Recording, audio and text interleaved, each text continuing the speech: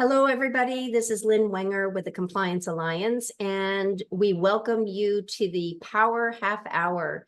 And my guest today is Tony D'Agostino. Hello, Tony. Hi, how are you, Lynn? I am fantastic, and this is a Power Half Hour I've been looking for because it combines some passions that I have, not only compliance, of course, but watching what's happening with artificial intelligence, the advantages and shortcomings of it, and this marries those two topics beautifully. So I can't wait to hear what you have to say and for us to frame up that conversation. So thank you for being my guest. Oh gosh, thank you so much for having me on. You're an absolutely wonderful person and a gem within this industry, and I'm so happy to work with you on this topic. Well, thank you again. So we'll go ahead and get started. And as people are getting in here, they know that they can get the recording. That's a common question that we get asked.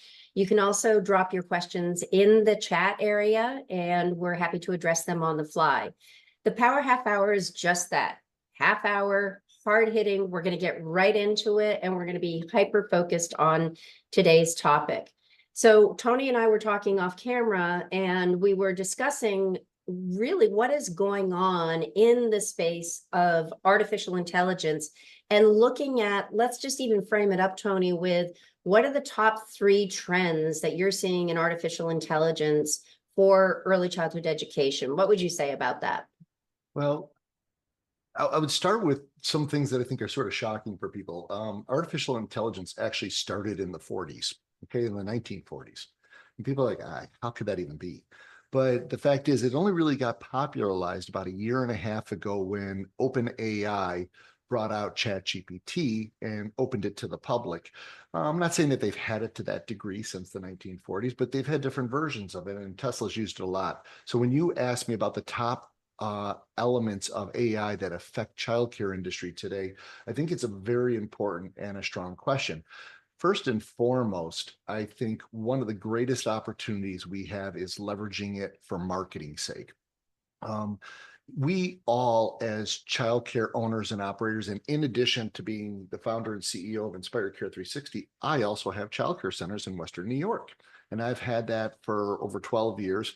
And one of the things that I know when it comes to marketing my schools, that coming up with content, having the right content, the right imagery, the volume of content we need. In the past, I would have to hire independent contractors or even bring someone on staff. So AI is a super quick way to get to a really high quality degree of content. That I would say is the first one, Lynn.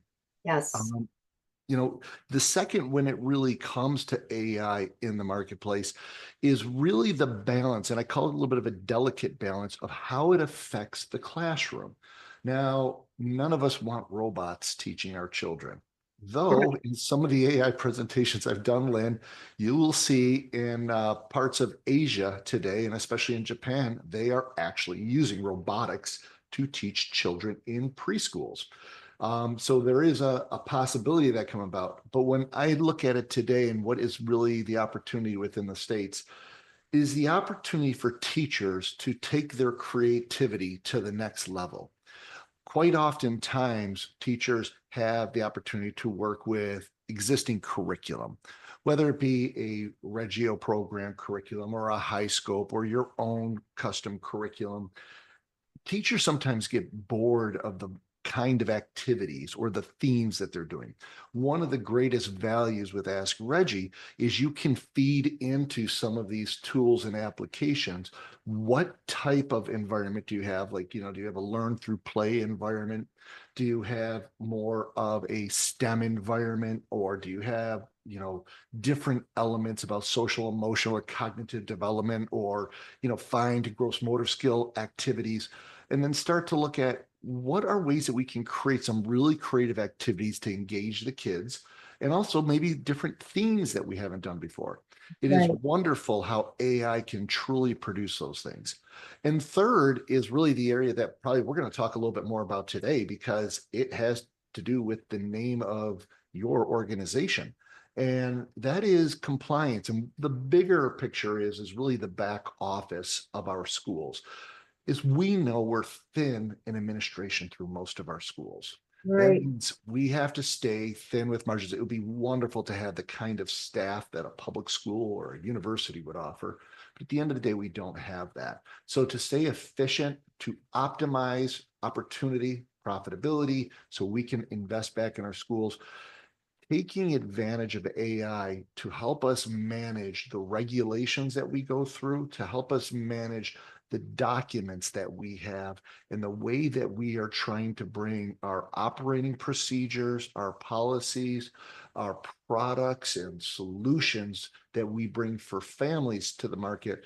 It's a lot. It's a lot to store them, to access it, and then to get to the right content at the right time. And that's really where AI, I think, is going to have one of the greatest effects. So I'm going to build on what you just said. Well, first of all, I need to kind of date myself a tiny bit. When you said AI isn't anything new, I'm going to stop my share just so I can see your face a little better here. When you mentioned that AI isn't anything new. So a little known fact, I worked for a company by the name of Artificial Intelligence in the early 80s. Wow. Which is mind blowing. But if you want to connect the dots, this was natural language processing.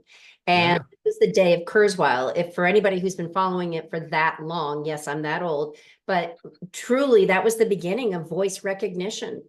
And so Yeah. it is nothing new, but it is, we're advancing rapidly. So, this is something that we are embracing. There's good uses of AI, there's misuses of AI, there's deception use of AI, and then there's really practical use that improves the operational efficiency that we're going to talk about. You prompted me to think of another question around AI with back office and operations. Why can't I just use a chat GPT? Why is a product like Regi AI that you've created different from a generic AI engine? What would you have to say about that? Well, one is you can always use ChatGPT. You can use ChatGPT, Claude, Gronk, Hugging Face, Perplexity. There are a number of these large language models that exist. The thing you should think about and consider is when you're leveraging like a ChatGPT, who's currently the most popular, or like Gemini that's built into Google, you're asking the entire internet. You are looking at a trained database that is of millions of terabytes of data. Okay. That's even a frame, millions, a Google of terabytes of data. Okay. So there is tremendous amount, but it is all in the public domain. So when you start thinking about when you use AI applied to your own intellectual property, what's your intellectual property?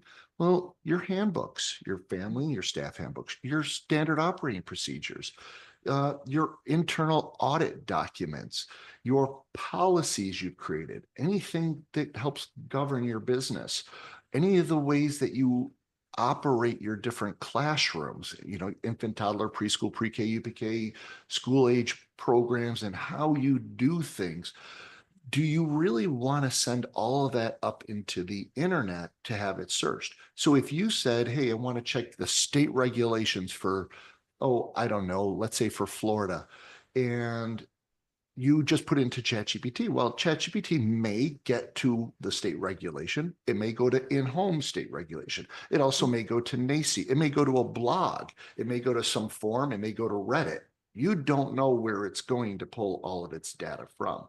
So you are looking at a lot of different information. Then on the other hand, you could say is, well, why don't I just upload it into Chat GPT or the like? Because you can do that now. But when Right. you took things like what we just talked about, your SOPs, your handbooks, imagine you're now uploading all that into the general massive population.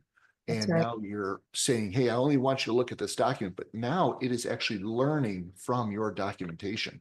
So that's why there's a bit of a cautionary tale of thinking about how you want to leverage a tool like a chat GPT or one of those other ones when it comes to your content and your intellectual property.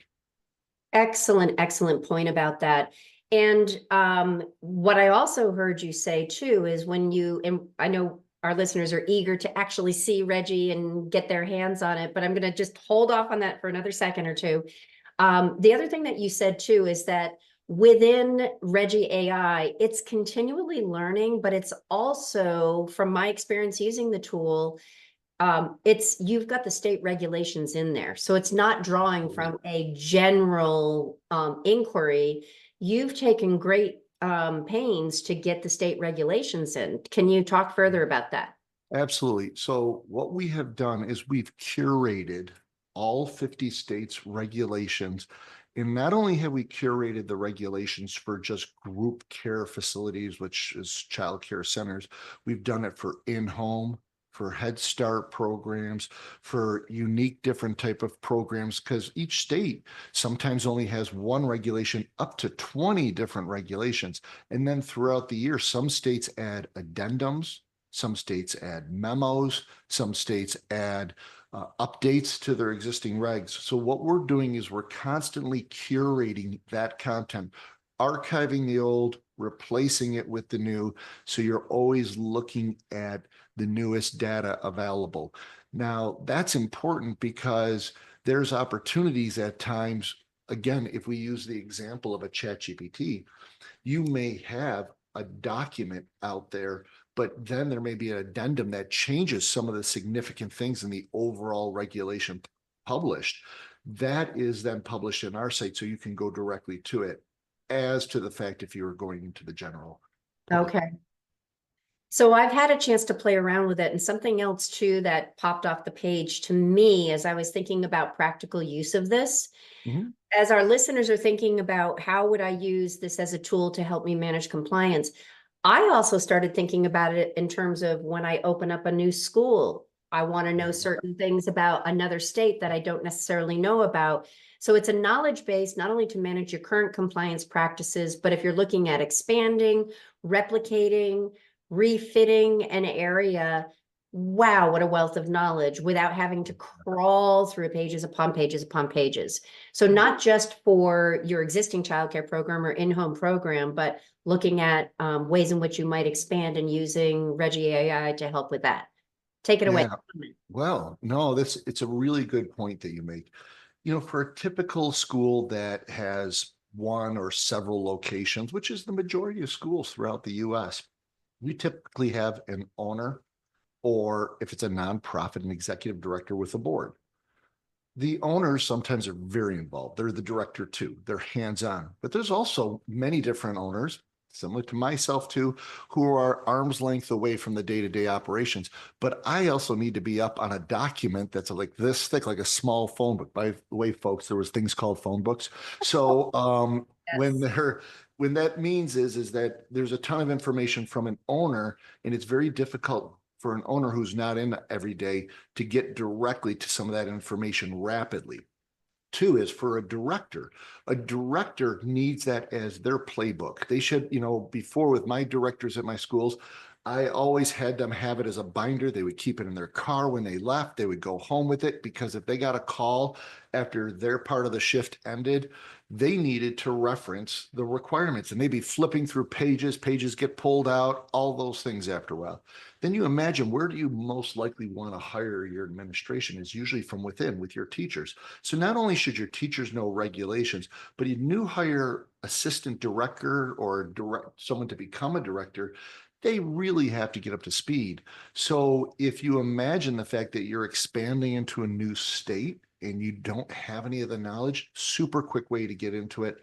Also the ability for you to really allow your team to get up to speed very quick. I wish we had more than 30 minutes because I could park here for the entirety of the time, but I want to conclude this part of the discussion. So one of the things that we're passionate about at the Compliance Alliance is mitigating risk, limiting liability. And that means you're compliant, you're managing your SOPs, you're managing your regulations, you're doing your audits. You could almost with AskRegi type in what is a mock licensing visit look like, or what would an inspector be looking for the state of Florida for a pre-K classroom, and that's a starting point because it's going to pull up the regulation for the pre-K. So there's so many ways that this could be used. I think the opportunities are endless. Yeah. I'm going to bring us into the next topic, which is there's a future here. It's not just, you know, AI. The beauty of AI is it's not one and done. It's constantly learning and growing. You began to talk about integrating SOPs, your handbooks, and so forth. Can you imagine, and how far away do you think we are to the scenario where, just like the Ask Alexa, if I said, hey, Reggie, what is the SOP for cleaning in the toddler classroom? Whatever, we want to make it as specific as possible. How far away do you think we're going to be tying together general, my SOPs, my handbook, my regulation? So all of those elements of my SOPs, my regulations, my solutions, my services, that's all doable with Ask Reggie today, number one. So that is doable, but you have to get to a smart device today, or you have to be on a laptop or a tablet to do that. We're already working. Part of our roadmap is, and it may be as soon as next summer, that we are looking at technology to have voice activation where, for instance, a infant teacher may have an earbud in one ear, and that earbud would both not only allow you to ask a question to Ask Reggie, but also receive the answer in a whisper in your ear. So for instance, you may say, remind me of the cleaning of the infant table procedure while you're holding an infant. Okay. So you don't have the time to put down the infant to then, you know, look at going to your phone and ask a question with dirty hands or vinyl gloves on. So you would ask the question to Ask Reggie, and Ask Reggie would give you the answers step by step. Tell me step by step, what are the procedures? And it's going to tell you that. You could say, Ask Reggie, please pause, please start again. So that is within only probably 6 to 8 months away from us to even be doing that. I absolutely love that. And with our workforce, as you well know, that helps reinforce education and training. Yeah. The fact that that's there now, and being able to do that with an earpiece and so forth, there's other aspects of that that we have to make sure that we take into account about appropriate use and use of technology. That's all part of our SOPs. But I love that. So without further ado, shall we share with our listeners and those watching the recording, what is Sure. AskRegi? Take us through what this is, because at the end, folks, we will include the link for you to be able to sign up and get your own Ask Reggie, or play around and experience it without necessarily signing up right out of the gate. But you're going to want to sign up. I thought we were going to be giving everybody a quiz at the end of this. So my Okay. apologies. I kid, I joke. Can we, You know, before you jump in on this, sorry, Tony, to interrupt, but I just want to reassure everybody, because here at the Compliance Alliance, when we do these power half hours, we're not asking you to spend money. We're giving you a resource. So does Ask Reggie cost them to log in? today, Ask Reggie costs you absolutely nothing. We are doing beta testing for 2 different elements of it that I'll walk you through. There is no cost. You can sign up for free. You're not going to be pitched stuff. You'll just have access to the tool. You don't have to put in a credit card or anything like that. In the future, there will be some ways that we are seeking to monetize some of the elements. And usually it's going to be by volume. So what does that mean? So it means like in-home or small schools actually may not have the volume to even have any kind of charge. So they'll likely have what I call a freemium model, which means that they will have free access to this for the ongoing future. But for some schools that have more intensity of volume of usage, when we are processing and using this brain, this engine, we have charges ourselves that we get charged for that when we do this. So there is going to be some small fees that we seek to pass on in the future. But one is at that point in time that we get there, which would be several months off, we will likely have the opportunity to ask you if you want to participate at that level to continue. If not, you might just have what I'd say is a free version, but it's not going to be the full scope of what it can offer dynamically. And even at the free version, I know it's going to be head and shoulders above and beyond for the reasons we talked about at the beginning, from what you'll get just by a Google search. So thank you for your generosity of getting this into our hands so we can use it. Take it away, Tony. We're ready to chat with Reggie and see what we can do. No, no problem whatsoever. You just saw me go through a sign in of Ask Reggie, and you'll also see just below it is a sign up. One thing that Lynn is going to put into the chat for you folks is a link to one of our web pages at inspirecare360.com. There is an explainer video on it, but there's also a link to the sign up. Furthermore, she will also give you a link so you can directly go in and sign up and start playing around and testing it. So let me describe what you're looking at here. On the right-hand side, you will see where it has me signed in. It has elements of our profile and the ability to sign out. On the left-hand side, you'll see where we have the Q&A. This is the Q&A where you get to ask questions that you would like to have. Down here, you have regulations. And in the states, we have all 50 states that have been loaded in here. You could see that we have all of them in here for your state regulations. But what we also have put in here is CACFP for your federal regulations. So you can then come in here and ask any of the questions regarding CACFP at no additional charge, because many of us take advantage of that program. You'll notice that if you go to different states, you'll see how this changes over here. We go to like Michigan, and Michigan has two different documents. We drop down to Ohio. Ohio, look at the number of pages. They have a lot of different content in here. And you go to someplace like New York, you'll notice that they have family, like an in-home care center, but group care center, for instance, is what we're looking at. And you'll see down here, selected documents. So when I click on this, it'll say group family care. Now I have an opportunity to ask it a question. So I'm going to ask it a really simple question. Can I put a infant to sleep in a bouncy chair? And most of us who've worked in a school absolutely know this answer, because we have been scolded many times by our regulators. Whenever they walk in, they see something. And of course, right away, what you get from Ask Reggie is no. According to New York State daycare regulations, children cannot sleep, nap in a bouncy seat, car seat, baby swing, or strollers. Falls asleep in this device, they must be moved to a crib, cot, or any other approved sleeping services. Here is where it's saying the regulation came from and where it is, but this is one of the really cool parts about Ask Reggie.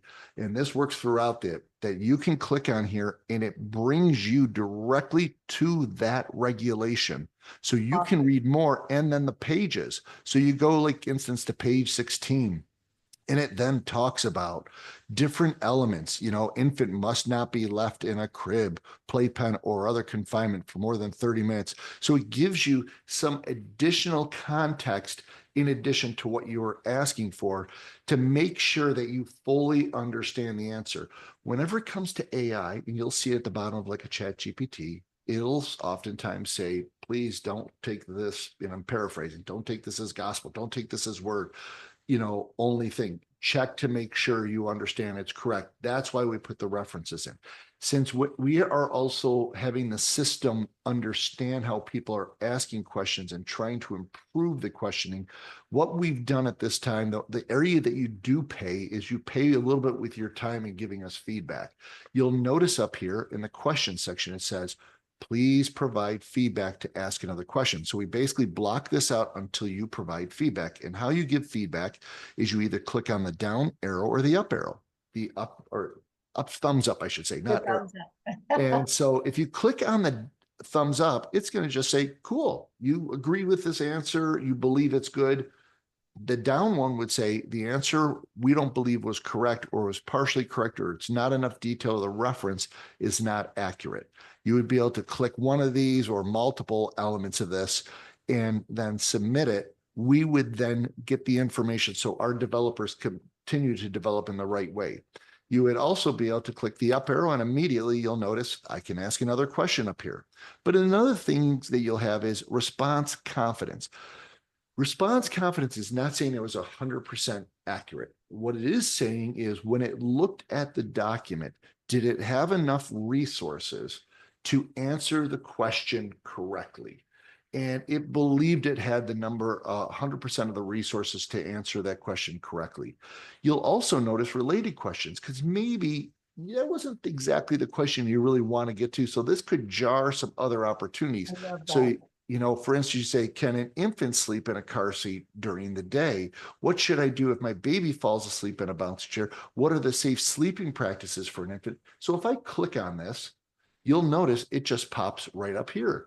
You click on get answer, and then it is going to go back in. One of the other things that it will do with when it comes to regulations and the like is you can put in here, please provide my answer in Spanish. Please put my answer in Mandarin. It will respond in up to 120 languages. I know we only have a couple minutes left, so I just want to quickly point out your SOPs can be managed here in your documents. So you could have your operating procedures here. You can have your handbooks in here, for instance. Then you can ask any questions against your own documents. This is an advanced feature. Right now, we are doing this for companies that have 3 or more locations that have subscribed to Inspire Care 360, but they can beta test this at no charge for the ongoing feature until we've gotten to that point where we want to fully roll it out. Outstanding. I had not seen this part, Tony. Is it Yeah. in my account? Can I get access to this? I'll get you a special access to this. Everybody who's signing up will get access to the regulation portion, Okay. but as my wonderful friend, will help you get access directly to this so you can test this out. So this is where you can load up and the reason we have it as executive, office, or public today is this means that you can designate documents that some people get to see and other people's don't. So executive get to see all documents. Office get to see office or public. Public only gets to see public. But this means that you could have for your office personnel, maybe here's your operating procedures. All you would do is click on your operating procedures and start asking any questions against that. But you'll see here, like we have a stay interview, we have our healthcare plan, we have our code of ethics, learning and development rollouts, any of those kind of things that you might have. Here's our parent handbook is in here. We do figure eights. We have a ton of information in here that is my own personal documents for my own schools. You would be able to use a shared drive that you have, whether you use OneDrive or SharePoint, Google Drive, Dropbox, Box.com. You put your own documents in your own drive, and then we apply AskRegi to it. I love it. Love it, love it, love it. So we at the Compliance Alliance, as you know, we feel like the trifecta of compliance is when you do your regulations, you have your SOPs, I say regulations / checklist, your SOPs, and then you're doing self audits. And we have a set of processes and procedures. I can picture putting that in here, which would also be a basis against which the knowledge base would search for answers. Am I understanding that correctly, Tony? Absolutely. You can really put any documents in here. In the future, too, what we will have is we'll have organizational sides too. So you might see HR department, operations department, procurement department, compliance department. And each one of those departments could have documents that they want anybody in the company or certain different people to reference. And then they can apply AskRegi the way you just saw it work against regulations. Outstanding, outstanding. Well, Tony, 30 minutes went by way too fast. We would love to have you come back as this matures. It's one of the best kept secrets that we want to help keep it less of a secret, get this out there into the hands, because it's a very, very powerful tool, and it is the direction that the industry is headed. So for the audience that may be listening to the recording, it's AskRegi. No, wait, I'm going to get that wrong. Is it AskRegi.com? Tell us. Nope, it's AskRegi.ai. The Dot- AI is for artificial intelligence. So AskRegi.ai. Or And we- you could come to the website for InspireCare360.com and you'll see a link there. All right, Tony, outstanding work. We will have you on a future episode to talk about other amazing things that Inspire Care 360 is doing. But for now, carry on, and thank you to the listeners and the attendees for participating in the Compliance Alliance Power Half Hour. We'll see you next month.